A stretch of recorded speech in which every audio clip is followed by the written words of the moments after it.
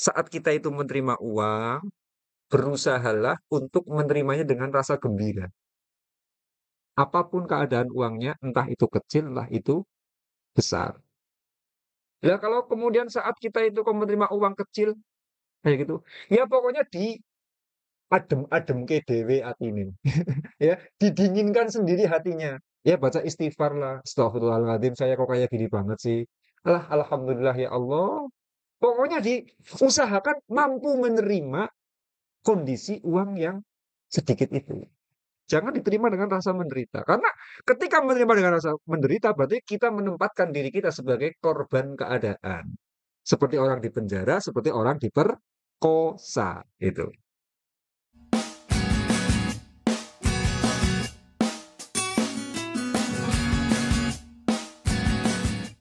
Salam berlimpah kawan-kawan semuanya. Pada season atau segmen hari ini ada pembahasan tentang diperkosa uang ya. Orang miskin mengeluarkan uang dengan rasa menderita, sedangkan orang kaya mengeluarkan uang dengan rasa bahagia. Mungkin Gus Banan bisa memberikan wejangan. Monggo Gus. Assalamualaikum warahmatullahi wabarakatuh. Waalaikumsalam warahmatullahi wabarakatuh. Iya, saya akan menyampaikan tentang kondisi di mana orang itu selalu diperkosa oleh uang. Orang diperkosa enak nggak sih? Nggak bisa dinikmati ya. Tersiksa, dia menjadi korban. Jadi kita bicara tentang diperkosa uang. Karena hakikatnya memang, ini bisa dicatat ya, orang kaya mampu mengeluarkan uang dengan gembira, orang miskin mengeluarkan uang dengan rasa menderita. Nah, kalau mengeluarkan uang dengan rasa menderita, yang terjadi pemerkosaan kan? Iya. Itu loh. Orang diperkosa itu menikmati seks, tapi ya menderita. Oh, nah, orang miskin itu kalau mengeluarkan uang itu dengan rasa menderita. Sebetulnya kalimat ini itu saya cuplik dari salah satu alumni training saya, sekaligus sahabat saya dari Sumedang itu. Ketika beliau itu menulis quotient ini, orang kaya mengeluarkan uang dengan gembira, orang miskin mengeluarkan uang dengan menderita. Masuk banget ke pikiran saya itu. Sehingga kemudian saya bikin konten kali ini. Kayak gitu. Nah, orang yang mengeluarkan uang dengan rasa menderita itulah hakikatnya orang yang diperkosa oleh uang. Jadi kayak gini, segala sesuatu itu bisa dinikmati ya apabila jiwa kita itu bisa serasi, jiwa kita itu bisa selaras dengan keadaan tersebut. Di pondok pesantren, misalkan di pondok pesantren sini ya, itu situasinya, kondisinya lebih payah, lebih parah daripada kondisi di penjara loh. Iya, kalau di penjara sih, saya pernah mengisi ceramah di sebuah lembaga pemasyarakatan. Nyaman kok. WC satu paling digunakan oleh 4 orang.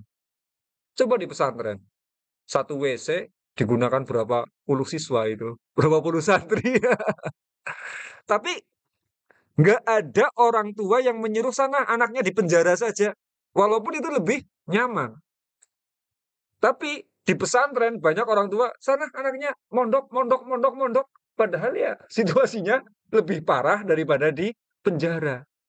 Itu dikarenakan ketika berada di pesantren, manusia itu mampu selaras ya dengan kondisi pondok pesantren. Di penjara itu sebaliknya, tidak mampu selaras sehingga seolah-olah walaupun di penjara itu lebih nyaman daripada di pesantren, seolah-olah di penjara itu kemudian menjadi sebuah penderitaan.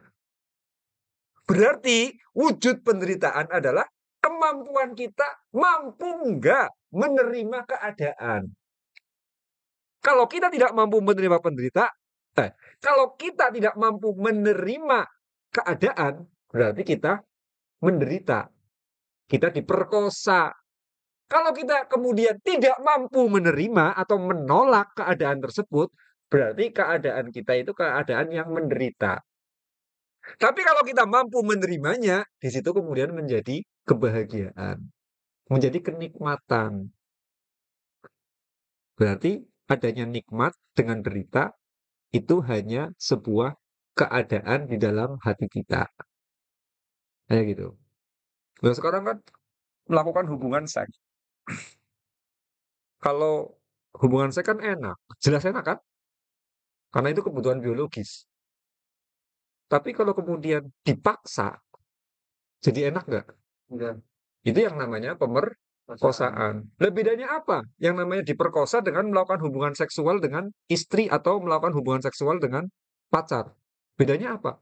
Kok yang satu enak, yang satu tidak? Prakteknya sama saja, hanya menghubungkan kedua alat kelamin. Tapi satu menjadi penderitaan ketika dipaksa, ketika diperkosa, yang satu menjadi kenikmatan ketika kemudian sama-sama melakukannya dengan sukarela. Ini. Berarti kan hanya keadaan batin kita kan? Kayak gitu.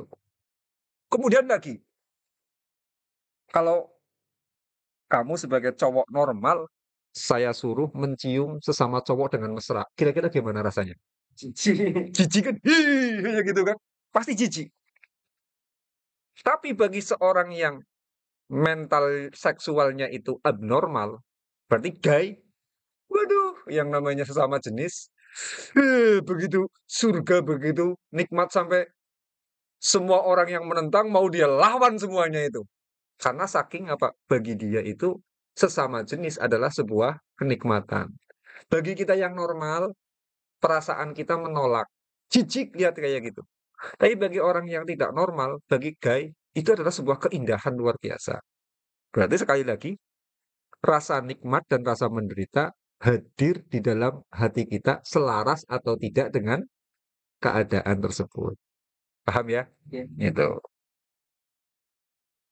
Lagi coba. Sebagai cewek terhormat, kira-kira kalau dia punya alat kemaluan, artinya punya dorongan seksual, lalu dibisniskan itu malu apa enggak? Malu. Malu. Bagi orang yang normal. Loh, bagi Maria Ozawa, malu enggak? Enggak. Ya, bagi dia enggak malu, bagi Maria Ozawa enggak malu. Karena dia itu memang ya menilai bahwa kehormatan bukan seperti itu. Dia merasa terhormat melakukan hubungan seksual dengan dibisniskan. Dibuat film, ditonton banyak orang, dia menerima uang, karirnya naik, dia menerima popularitas. Bagi dia itu sebuah kenikmatan tuh. Padahal bagi kita yang terhormat, itu adalah sebuah aib, sebuah hal yang sangat memalukan. Ini. Lah ini, berarti yang namanya penderitaan ataupun nikmat jiwa kita yang menerimanya. Bukan keadaannya itu bukan. Kayak gitu. Nah sekarang kondisi datangnya uang juga sama seperti itu. Bisa kita itu menerima uang dengan penderitaan, bisa kita menerima uang dengan kenikmatan.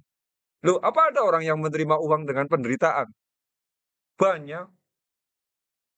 Dikasih nafkah sama suami, cuma sedikit, nggak sesuai kebutuhan. Oh, hari ini jatah uang belanja kok cuma 5.000. Kira-kira di hati itu menderita nggak? Menderita. Itu. Lagi jualan, kemudian apa? Ternyata untungnya sedikit, menderita? Menderita. Menderita. Buka kelas training, kemudian ternyata yang mendaftar sedikit misalkan, menderita? Menderita. Tapi alhamdulillah kelas training saya udah banyak banget ini yang daftar ya gitu ya.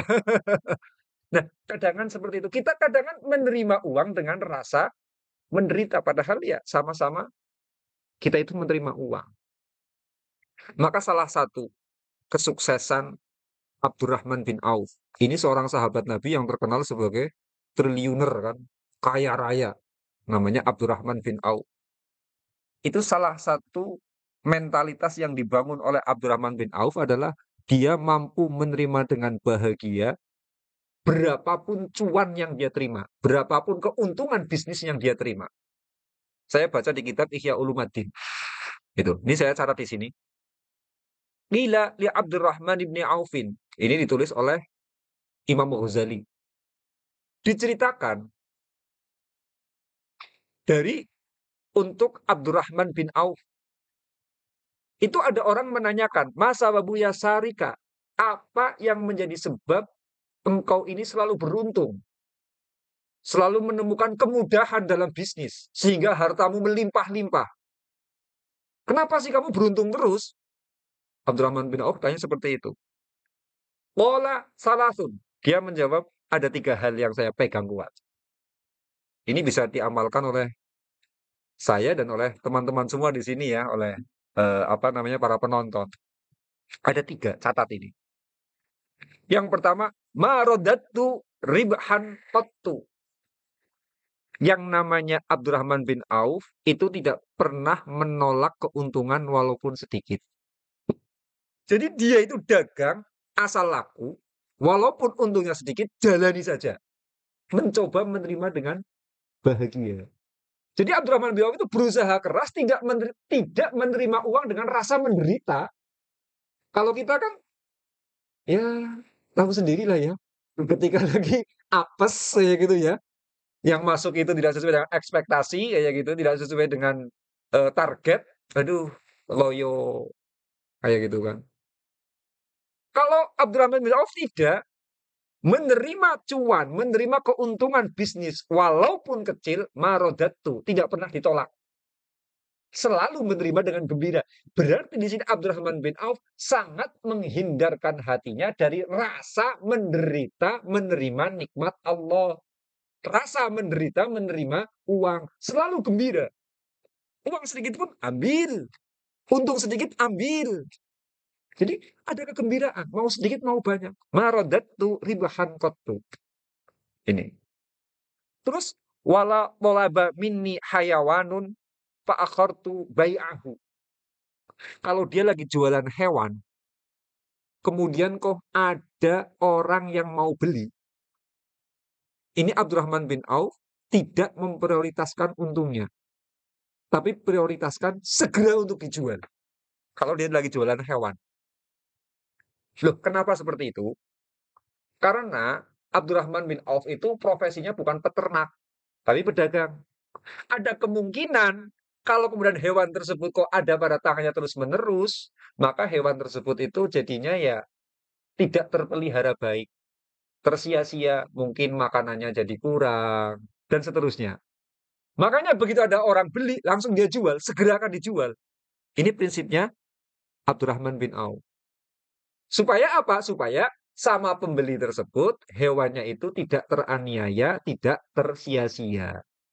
Ini yang kedua. Terus walabitu binasiatin. Dan Abdurrahman bin Auf yang terakhir itu antipati, dia itu jualan dengan nasiah. Nasiah itu dengan sistem tempo.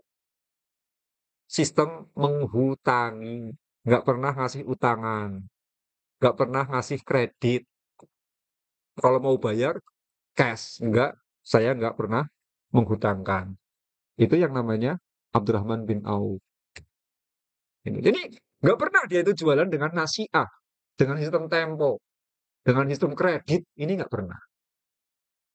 Nah, yang paling menjadi catatan di sini adalah marodatu ribhan qattu. Dia itu tidak pernah menolak untung walaupun keuntungan itu sedikit. Artinya Abdurrahman bin Auf berusaha keras untuk menerima cuan, menerima keuntungan dari dagangannya dengan rasa gembira. Tidak dengan rasa menderita.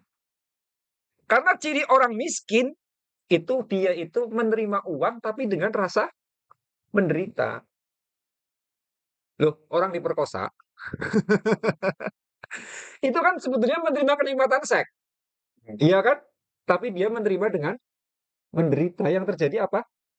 Yang namanya korban perkosaan. Memang mengenaskan kan? Ini. Karena iya, dia itu menerima dengan rasa menderita itu loh. Dan maka saat kita itu menerima uang, berusahalah untuk menerimanya dengan rasa gembira. Apapun keadaan uangnya, entah itu kecil, entah itu besar. Lah kalau kemudian saat kita itu menerima uang kecil kayak gitu, ya pokoknya adem-ademke dhewe atine. Ya, didinginkan sendiri hatinya. Ya baca istighfar lah. Astagfirullahaladzim, saya kok kayak gini banget sih. Alah, alhamdulillah ya Allah. Pokoknya diusahakan mampu menerima kondisi uang yang sedikit itu. Jangan diterima dengan rasa menderita. Karena ketika menerima dengan rasa menderita, berarti kita menempatkan diri kita sebagai korban keadaan. Seperti orang di penjara, seperti orang diperkosa. Itu. Ini menerima. Kita kadang-kadang menerima uang dengan menderita. Tapi kadang-kala pula kita itu juga bisa loh mengumpulkan uang juga dengan rasa menderita juga bisa. Bukan dengan rasa gembira. Loh, mengumpulkan uang itu enak nggak sih? Bulan uang. Ya enak lah. Iya kan? Dari hari ke hari nambah tabungannya, nambah, nambah, nambah. Tapi ada orang-orang yang mengumpulkan uang dengan rasa menderita. Bukan dengan rasa gembira itu bukan.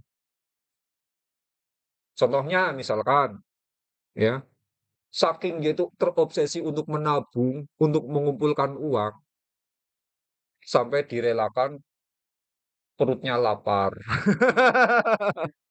Ya, karena target menabung kayak gitu ya, mau menikah, perut keroncongan pingin bakso, nggak dituruti. Jadi, ini namanya orang yang mengumpulkan uang dengan rasa menderita ini.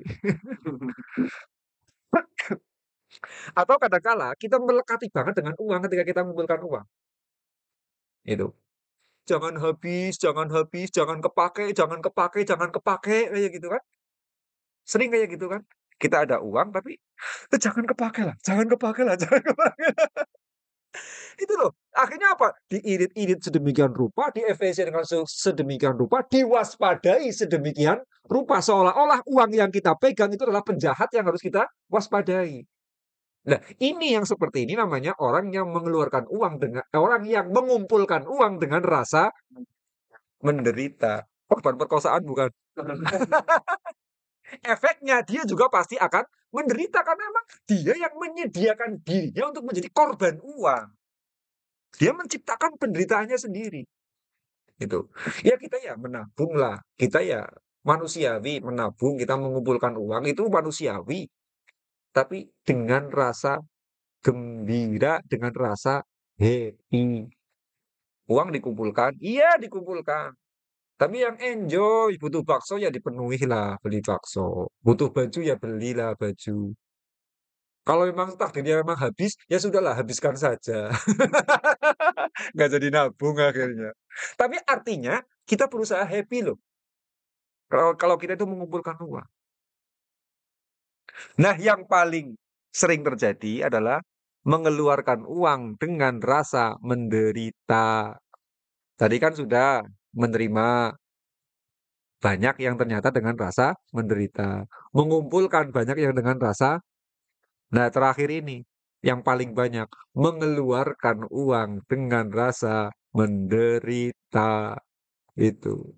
Aduh, ini kok mic saya rusak ya. Beli ini harus harga 2 juta karena yang standar apa namanya profesional ya. Ini kalau kita tidak bisa legawa, menderita hati kita. Itu. Waduh, ini kok listriknya bunyi tit tit tit tit tit tit, wiit, kayak gitu kan. Menderita lagi. Ini. Maka kemudian orang-orang yang membentuk pola ketika mengeluarkan uang dengan rasa menderita, ini loh kemiskinan sebetulnya loh. Luar biasa. Maka saya itu ada teman saya, itu dia itu antipati yang namanya mengisi listrik dalam kondisi habis. Karena itu akan membentuk pola terus. Berarti kalau dia itu mengisi listrik, mengisi token listrik menunggu bunyi tit tit tit tit habis, berarti dia sedang membentuk pola bahwa mengisi dompet pun menunggu habis. Kalau uangnya belum habis, rezekinya belum datang lagi. Maka teman saya membentuk pola seperti itu. Begitu belum bunyi, langsung isi listriknya. Kayak gitu. Kuota seperti itu. Belum habis, isi lagi. Belum habis, isi lagi. Kayak gitu. Tujuannya apa? Supaya kemudian dompetnya ketika belum habis sudah terisi lagi. Ini trik bisa digunakan. Kalau kemudian mau, kalau nggak mau ya terserahlah miskinmu sendiri. Termasuk bensin mobil, bensin motor. Kita mengisi kadang kan ya nunggu habis kan. Padahal sebetulnya itu sama aja kita itu sedang membentuk pola dompet terisi menunggu habis, rekening terisi menunggu habis. Repot itu. Ini. Lah ini, kadang kan orang itu kerap sekali mengeluarkan uang dengan rasa menderita. Ini yang paling kerap terjadi. Ada orang yang mencoba irit banget. Itu bagi dia kan mengeluarkan uang menjadi penderitaan. Kalau saya keluarkan uang, saya sakit. Hati saya sakit, hati saya menderita. Makanya saya irit-irit. Saya hemat-hemat. Saya hitung-hitung.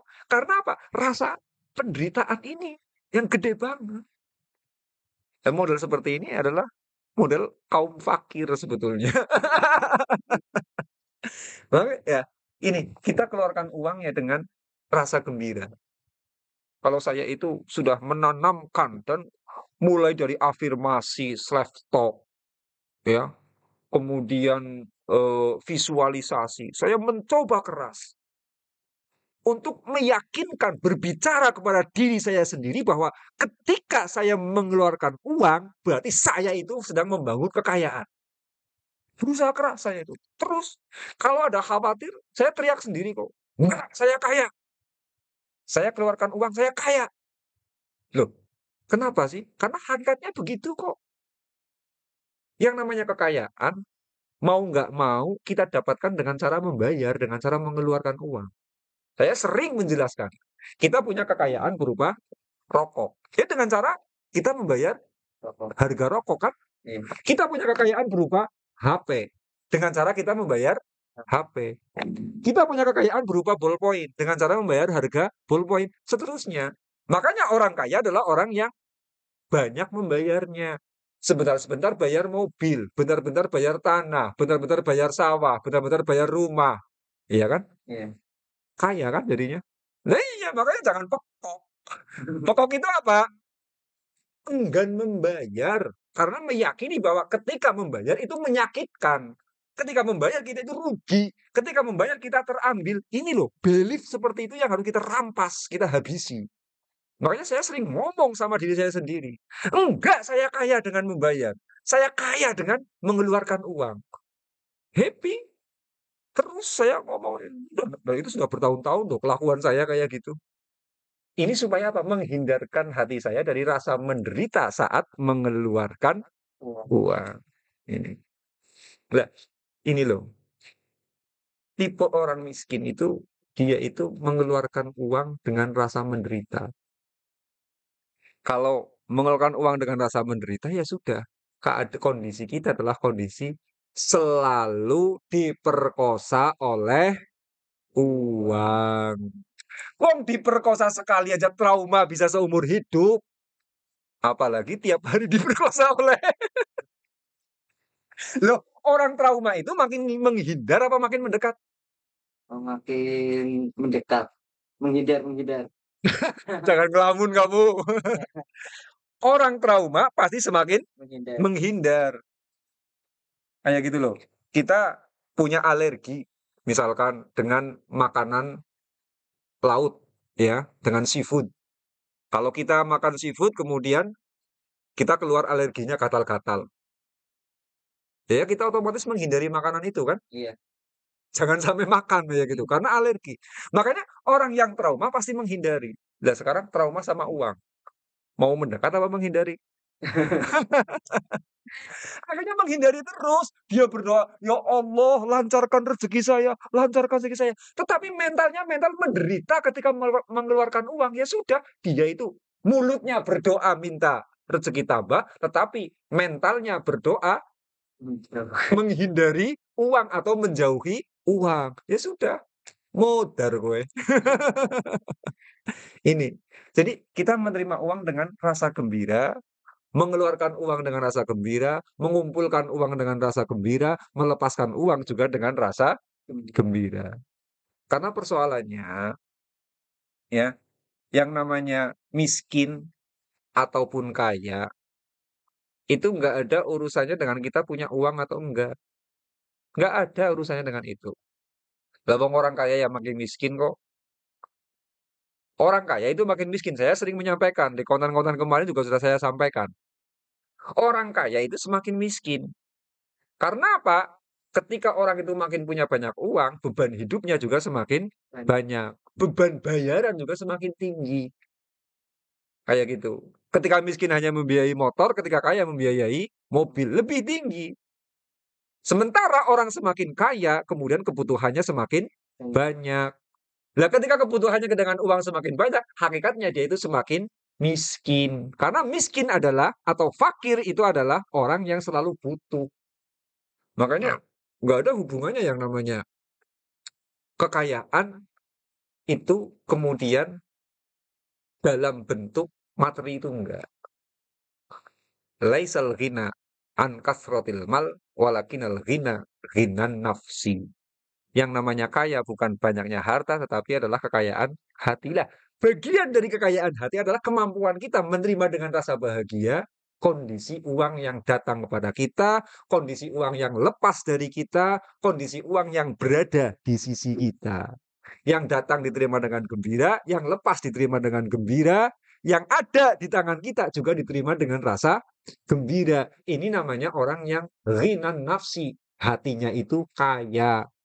Ini ya, orang yang hatinya itu kaya, itu. Maka jadi sekarang kan Masya Allah, orang kalau mencoba mendekati istrinya, tapi istrinya dalam keadaan cemberut karena hatinya lagi sumpek. Itu yang mendekati betah apa enggak? Suami yang mendekati? Enggak betah, itu loh. Lah, istri didekati kok nggak bisa diajak komunikasi, males ah. Karena dia sedang merasa menderita. Atau mungkin kita mau menggauli istri, tapi istrinya menolak.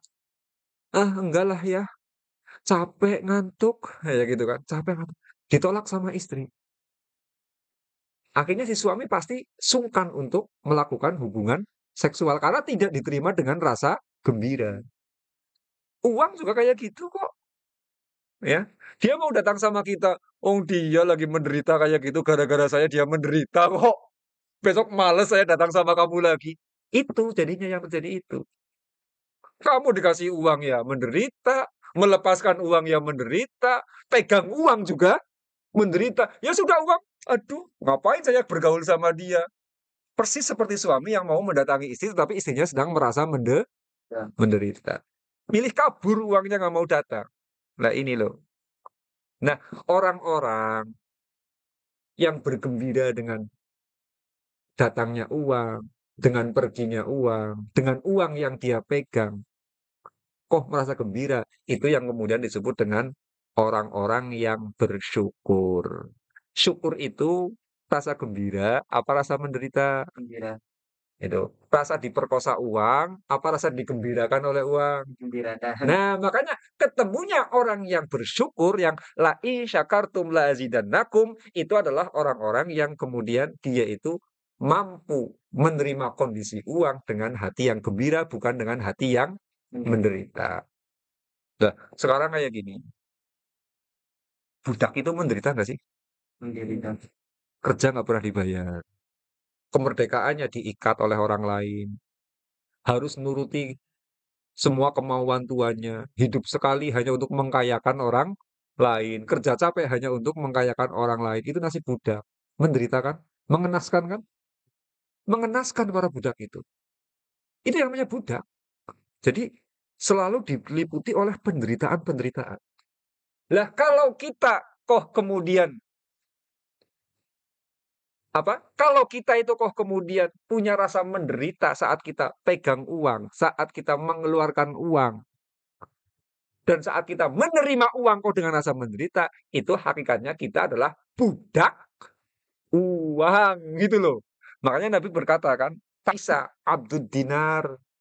Ta'isa itu celaka seorang budak dinar. Ta'isa adud dirham. Celaka orang-orang yang menjadi budak dirham. Berarti celaka orang-orang yang menjadi budak uang. Ciri-cirinya apa sih? Info tia rodia. Kalau dia itu dikasih, dia ridho, dia gembira. Wa ilam yukto sakito. Kalau dia tidak menerima, maka dia sakito. Dia tersinggung. Berarti dia itu menderita. Kalau dia itu menerima uang, baru ridho, baru gembira. Kalau dia tidak menerima, kemudian dia menderita. Nah sekarang, ini sih jelas. Kalau diberi dia senang. Tapi kalau tidak diberi dia itu tersinggung, menderita. Nah sekarang repot lagi. Dikasih ya menderita, menerima ya menderita, memegang ya menderita, melepaskan ya menderita. Itu yang namanya abdud dinar ataupun abdud dirham. Budak dirham dan budak dinar alias budak uang. Ini jadi Masya Allah. Makanya kita berusaha ya, harus berusaha mampu mengelola emosi kita, mengelola hati kita agar selalu gembira ketika kita bergaul dengan uang. Ya, terima uang dengan bahagia walaupun sedikit. Saya juga melatih terus loh. Bahagia dengan uang yang ada di tangan kita. Itu.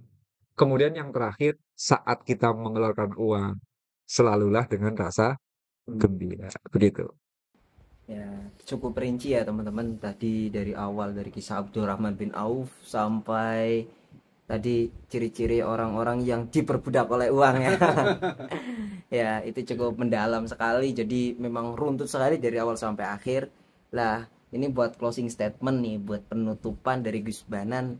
Mungkin ada closing statement monggo Gus. Ya, pokoknya gembiralah dengan uang. Udah itu aja. Jadi bergembira ya teman-teman dengan uang. Jangan sampai Anda diperbudak oleh uang. Diperkosa. Oh, diperkosa.